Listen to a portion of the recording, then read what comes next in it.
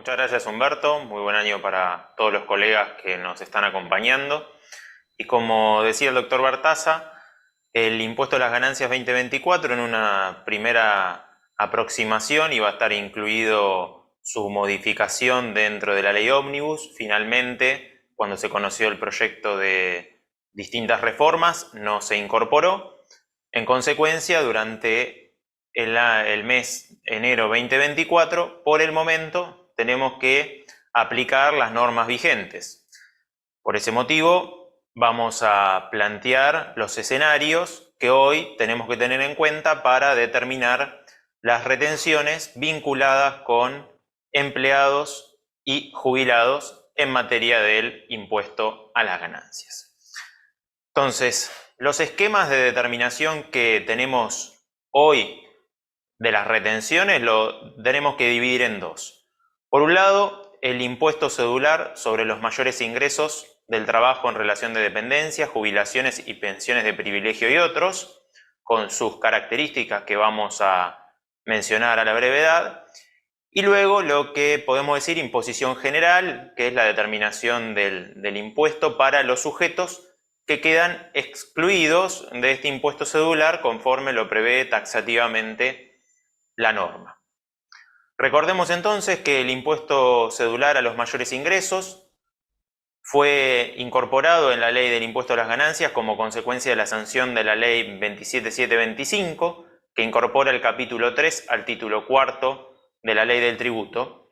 En consecuencia, a partir del artículo 101.1 o primer artículo incorporado a continuación del 101, vamos a encontrar el articulado que regula este impuesto cedular a los mayores ingresos. Así las cosas, vamos a repasar qué conceptos y sujetos quedan comprendidos en el impuesto cedular a los mayores ingresos, porque, como dije, tenemos que separar a aquellos que van a aplicar esta forma de determinación del impuesto y a aquellos que quedarán en el régimen general.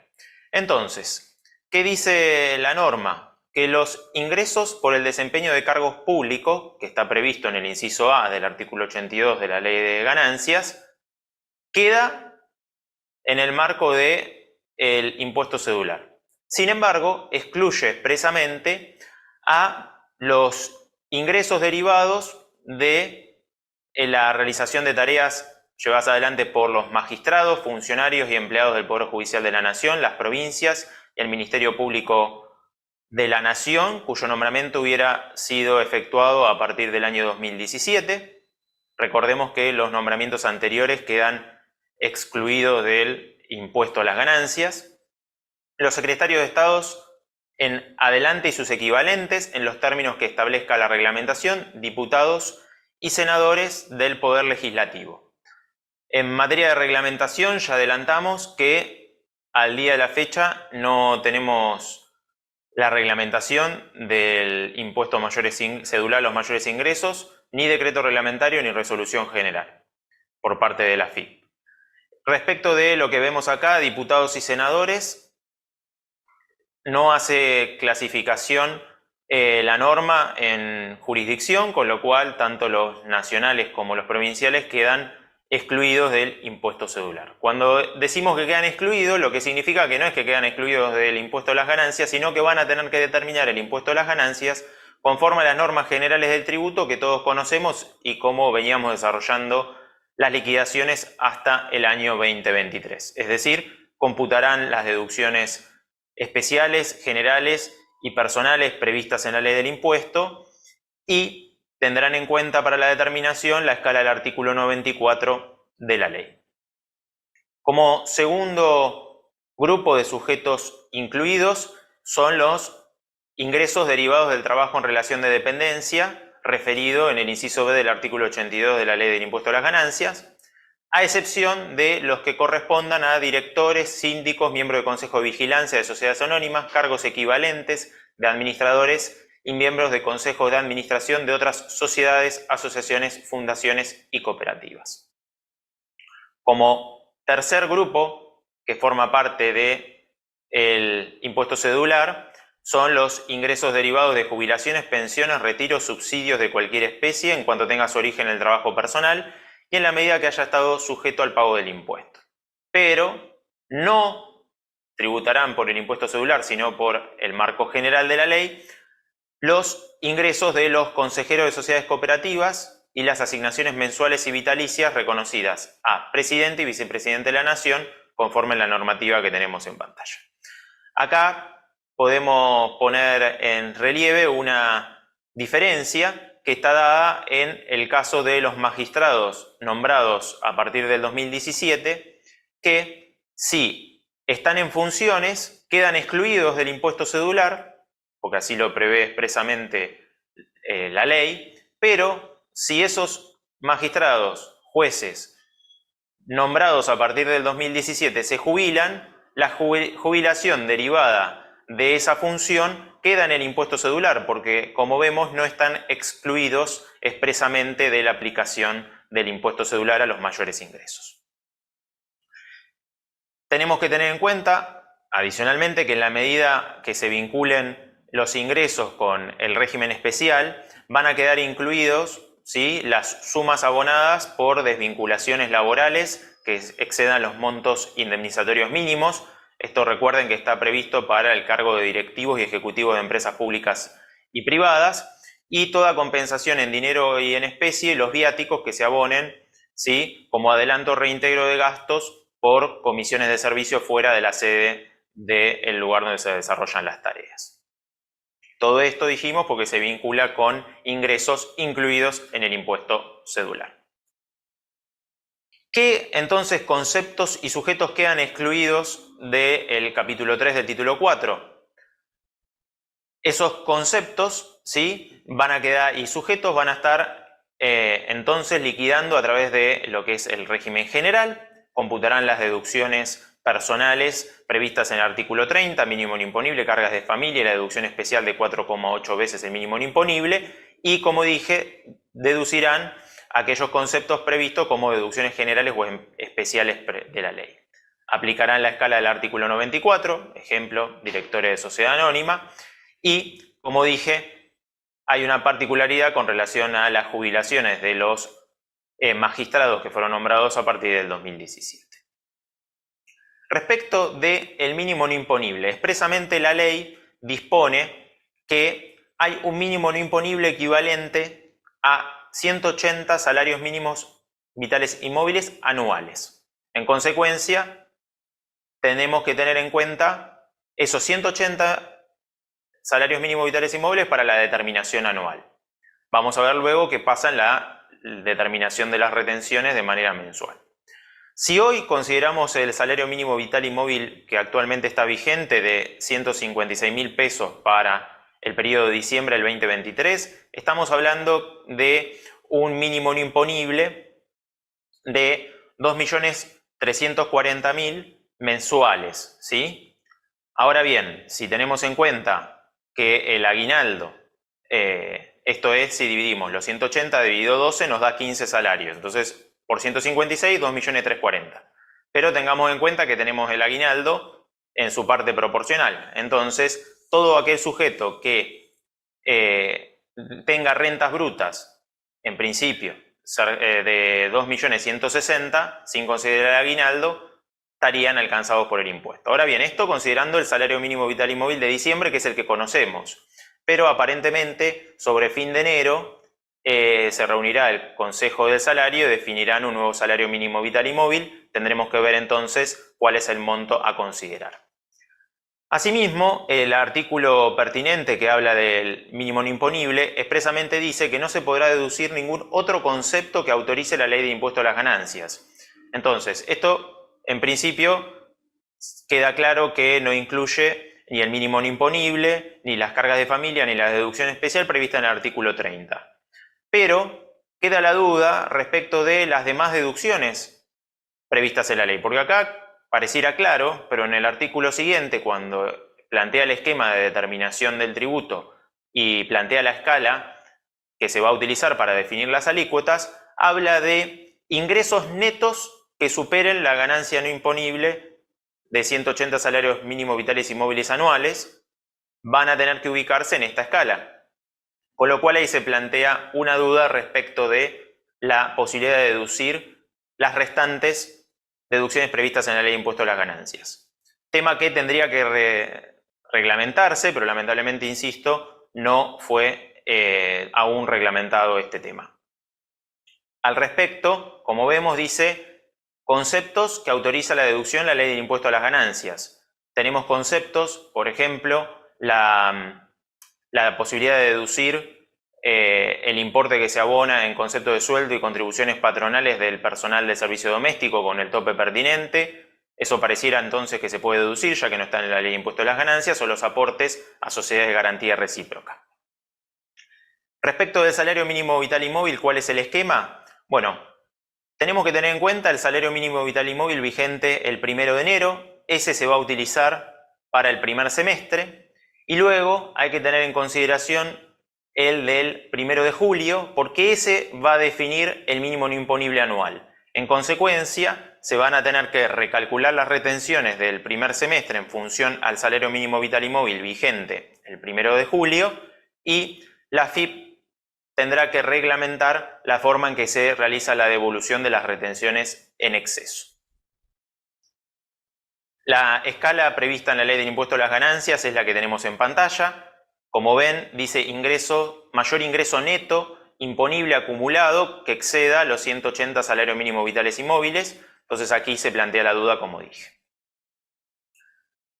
Al igual que pasa en la ley de impuesto a las ganancias, se prevé el incremento del 22% para aquellos empleados que trabajan en las zonas desfavorables, que tenemos aquí enunciadas, conforme lo prevé el artículo 1 de la 23.272.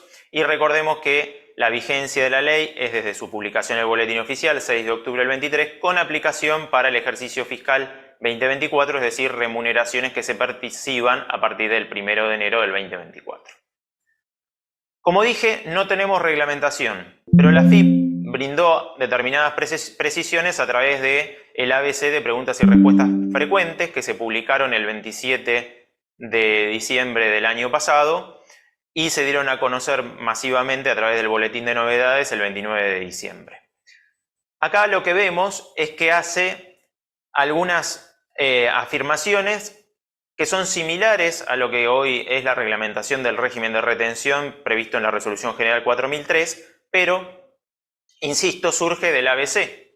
Y recordemos que las consultas del ABC, las preguntas y respuestas del ABC o los espacios de diálogo no son vinculantes para el contribuyente. Es decir, podríamos aplicar estos comentarios que brinda el fisco o no, ¿sí? Dependiendo de la posición que querramos tomar. Entonces, ¿quiénes deberán actuar como agentes de retención? Los sujetos que paguen los ingresos mencionados en el primer artículo sin número a continuación del 101, que son los ingresos alcanzados por el impuesto cedular a los mayores ingresos, y quienes paguen estos ingresos por cuenta de terceros a quienes son empleados radicados o domiciliados en el exterior. Esto es muy parecido al artículo pertinente de la 4003, nada más que en el inciso A la 4003 menciona todas las remuneraciones alcanzadas por dicha normativa. Después, ¿qué pasa con el pluriempleo? Es prácticamente la misma redacción que el artículo a que corresponde al pluriempleo en el caso de la RG 4003, pero se incorporan estos conceptos que están marcados en rojo, ¿sí? Habla de impuesto cedular y general, y después dice que en el caso que se perciban distintos sujetos rentas comprendidas en ambos regímenes, en el cedular y en el general, actuará como agente de retención aquel que abone las rentas comprendidas en el régimen general. Con lo cual vemos que el fisco está dando precisiones que debieran ser legisladas o reguladas por una resolución general y no por el ABC. ¿Cómo se determina la retención? Bueno, aquí el fisco dice: se determinará la retención aplicando sobre los mayores ingresos sujetos al impuesto cedular en lo pertinente lo previsto en el anexo 2 de la 4003. El anexo 2 de la 4003 habla del salario anual complementario, del sueldo anual complementario, de las sumas que se perciben por conceptos extraordinarios, habla de deducciones. Entonces, Es muy vago este concepto en lo pertinente. Tendría que haber dicho qué puntos o artículos se aplican, si es que pretende regular la determinación de las retenciones vía ABC. Y recalca lo que ya dijimos, que no se admite ningún otro concepto que autorice la ley como deducción, sino solo el salario mínimo vital y móvil multiplicado por 180 veces el mismo por todo el año. Aclara que para la determinación de las retenciones mensuales tendremos que tomar 15 salarios mínimos vitales y móviles. Y luego lo que plantea es el primer tramo de la escala. ¿Sí? Como vimos, la ley tiene la escala para la determinación del impuesto anual y, como es habitual, la 4003 delega, a la FIP se autodelega dentro de la 4003 la publicación de la escala del 94 y de las deducciones personales a través del micrositio. Pero acá no hay delegación ni de la ley ni de una resolución en el ABC. Con lo cual hoy, si quisiéramos aplicar el impuesto a los mayores ingresos, tenemos que tener en cuenta esta pregunta del ABC que dice que el tramo de enero es el que tenemos en pantalla, con un mínimo no imponible de 15 salarios mínimos vitales y móviles y las escalas para determinar las alícuotas aplicables conforme lo vemos en pantalla. Y aquí hay un párrafo que dice: el importe a retener mensualmente se determinará aplicando sobre los mayores ingresos netos de las deducciones admitidas acumulados al mes que se liquida la escala acumulada a dicho mes. ¿Qué nos está diciendo entonces? Que vamos a ir acumulando esta misma escala todos los meses y a su vez multiplicando por 2 el salario mínimo vital y móviles de los 15 salarios por 2 para febrero, por 3 para marzo. Pero vemos que habla de netos de las deducciones admitidas. Y volvemos a plantear la inconsistencia. ¿Cuáles son esas deducciones admitidas? Como dijimos, es el servicio doméstico y los aportes de la sociedad de garantía recíproca, o todas las deducciones admitidas. Intereses por créditos hipotecarios, aportes a obra social y jubilación, donaciones. Bueno, lamentablemente no se ha aclarado esta situación y no queda claro, insisto, si estas deducciones admitidas son para las que están fuera de la ley del impuesto o, como dijimos, para las que están dentro de la ley del tributo. Asimismo, si nos vamos al otro grupo de sujetos, tenemos que tener en cuenta que, por ejemplo, los directores de sociedad anónima van por el régimen general. Bueno, tenemos los conceptos publicados en el micrositio de lo que son las deducciones por todo el año. La escala para enero a diciembre ya está prevista, el acumulado de los tramos y, como dije, la escala del artículo 94. Para enero tendríamos que aplicar esta escala si estamos liquidando, por ejemplo, como dije, un director de una sociedad anónima. Para finalizar vamos a brindar un ejemplo. Tenemos, para poder desarrollar este ejemplo y brindar esta solución, pusimos algunos supuestos, con lo cual esto puede cambiar a la brevedad si sale la reglamentación de la FIP o conocemos el salario mínimo vital y móvil de enero. Entonces se considera como reglamentación entre comillas o como la forma de liquidación lo que publicó en el ABC la FIP.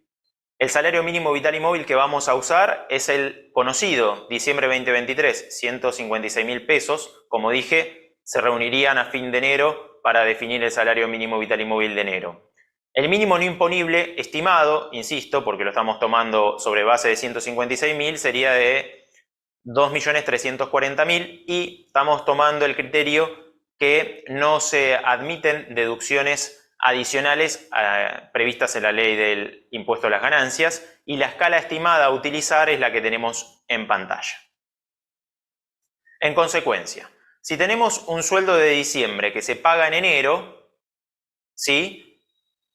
Tenemos que analizar, en todos los casos estamos en presencia de un sujeto que no es director, es decir, un sujeto alcanzado por el impuesto celular mayor ingreso. Entonces, sueldo de diciembre que se paga en enero de 2,5 millones, como vemos, supera el mínimo no imponible previsto para enero y respecto del SAC proporcional no tomamos nada porque el SAC lo percibió en diciembre conforme la ley del laboral que dice que hay que pagarlo en diciembre. La base imponible, la ganancia no imponible sujeta la ganancia sujeta a impuesto es de 160.000 pesos y si aplicamos la escala, el impuesto determinado será de 43.280 pesos. Vamos al caso de un sueldo de enero que se pague en enero, suponiendo que se mantiene este esquema de liquidación durante el mes de enero porque no haya modificaciones legales pertinentes. Le agregamos la 12ª parte del SAC porque la resolución 4003 que se aplica en lo pertinente así lo prevé. Llegamos a una remuneración total, como vemos, el sueldo es menor al mínimo no imponible, pero agregándole el SAC lo supero, con lo cual tengo una ganancia no imponible de 43.300 pesos y tendré un impuesto determinado de 11.700. Y un caso similar es el sueldo de enero, que se paga en enero, con su SAC proporcional, y se le pagó una gratificación en enero de 12 millones de pesos, pero podemos aplicar, como es una renta extraordinaria, la proporción desde el mes de percepción hasta fin de año, con lo cual estamos imputando 1 millón de pesos y llegamos a un subtotal de remuneraciones de 3.700.000, al cual le restamos el mínimo no imponible de 2.340.000, para así llegar entonces a un impuesto de 429.000 pesos. Como ven, tenemos muchos supuestos para poder llevar adelante estos ejemplos. Veremos cómo se desarrolla durante las próximas semanas o meses este tema y estaremos atentos a esas novedades para hacérselas llegar. Bueno, muchas gracias a todos. Seguimos a la espera de las preguntas.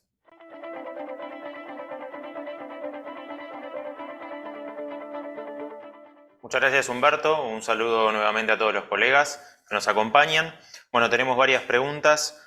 Una de ellas dice: en el caso de las bajas, ¿el procedimiento para la determinación de la retención es similar al que se establece en la 4003 y se toman los 180 salarios mínimos vitales y móviles? ¿O se toman los salarios mínimos vitales y móviles devengados hasta el mes de la liquidación? Bueno, recordemos que la resolución 4003 resulta de aplicación, conforme lo establece la AFIP en el ABC de preguntas y respuestas frecuentes, en lo pertinente. Y como dije en la exposición, lamentablemente no tenemos reglamentación del impuesto cedular a los mayores ingresos y tampoco definen qué puntos se aplican o no de la 4003. En consecuencia, si tenemos que hacer la liquidación, pareciera razonable aplicar la 4003 y tomar las deducciones vigentes al 31 de diciembre, que en este caso la única deducción sería los 180 salarios mínimos vitales y móviles del mes de diciembre, que como dijimos es el valor de julio, y como estamos en enero, tampoco sería el valor de los 180 salarios mínimos vitales y móviles que se debe aplicar para el periodo fiscal 2024. Como ven, la falta de reglamentación genera estas posibles inconsistencias a la hora de llevar adelante las retenciones, con lo cual, para saber cómo lo tenemos que realizar, vamos a tener que esperar que AFIP dé mayores precisiones. Siguiente, una persona que está jubilada y además tiene ingresos de autónomos. ¿Qué deducciones le corresponde? Bueno, con relación a la jubilación va a tener que aplicar el impuesto a las ganancias a los mayores ingresos de corresponder. Tomará el mínimo no imponible y tendrá o no impuesto a ingresar. En el caso de los ingresos como trabajador autónomo, tendrá que aplicar la deducción vigente para el periodo fiscal 2024, que la AFIP ya publicó, el importe del mínimo no imponible, cargas de familia, etcétera, y eso lo pueden ver a partir de la página 15 del PDF unificado. Bien, después pregunta: ¿con qué código se ingresan en AFIP las retenciones de ganancias de socios gerentes o directores? Entiendo que se refiere a las retenciones de ganancias sobre sueldos que perciben los socios gerentes y directores. No hemos visto que haya sido modificado el aplicativo SICORE, con lo cual entendemos que se debería seguir aplicando el código de rentas del trabajo personal en relación de dependencia, que es el código 160. Después preguntan: en el ejemplo, ¿el sueldo bruto es menos retenciones de jubilación, obra social y sindicato? En realidad, como pusimos en el ejemplo, el supuesto que estamos tomando es que no se admite ningún tipo de deducción. Cuando digo ningún tipo de deducción, es ninguna de las deducciones generales o especiales previstas en la ley del impuesto a las ganancias, que en el caso del ejemplo son las que dijimos que no vamos a tomar. Eventualmente, como mencionamos, podrían llegar a deducirse los sueldos y cargas sociales de empleados del servicio doméstico y los aportes a Sociedad de Garantía Recíproca, pero insistimos, sería bueno que la reglamentación brinde precisiones respecto a qué deducciones se aplican y qué no, y cuáles no, mejor dicho. Un contribuyente que cobra 3 salarios, uno como docente, otro como jubilado docente y una jubilación profesional. ¿Quién debe liquidar el cedular? Bueno, lo ha expresado la FIP en una de las preguntas del ABC que tienen en el material, que en el caso de pluriempleo bajo el mismo régimen, en este caso todos estarían en el régimen cedular, tiene que aplicar la retención de corresponder el que paga mayores sueldos. Después dice, socios de sociedades que realicen tareas técnico-administrativas y reciban sueldos por ello. ¿Aplica los 15 salarios mínimos vitales y móviles? Como entiendo que estos 15 salarios mínimos vitales y móviles que están haciendo referencia es a el impuesto cedular a los mayores ingresos. Bueno, en ese caso reiteramos que el impuesto cedular a mayores ingresos no aplica ni a directores ni a administradores de sociedades. Después dice, si alguien cobra honorarios de directorio y cobra sueldos, ¿cómo se liquida? ¿Suma todo y se retiene por cedular o se liquida por un lado y por el otro, cuarta categoría? Acá recordemos que los honorarios del directorio es una renta prevista en la ley del impuesto como cuarta categoría que no está mencionada en el impuesto cedular, y los sueldos de los directores están excluidos del impuesto cedular, con lo cual si hay que retener cuando se pagan los honorarios se retendrá por la RG 830 y si hay que retener cuando se pagan los sueldos se retendrá conforme a las normas generales de la ley a la resolución 4003. Y después dice, siendo un empleado que no es director en una empresa y en otra empresa es director, uno de los ingresos queda por el cedular y otro queda excluido.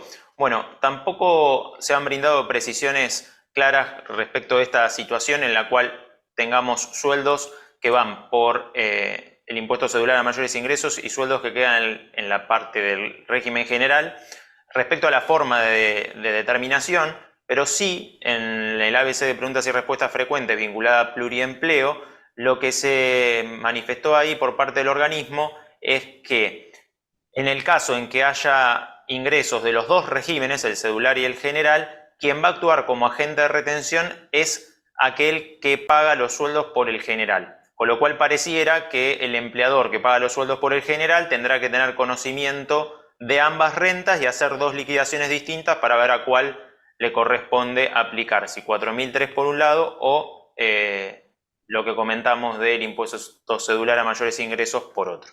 Bueno, hasta aquí es todo, espero que les haya resultado de utilidad, muchas gracias.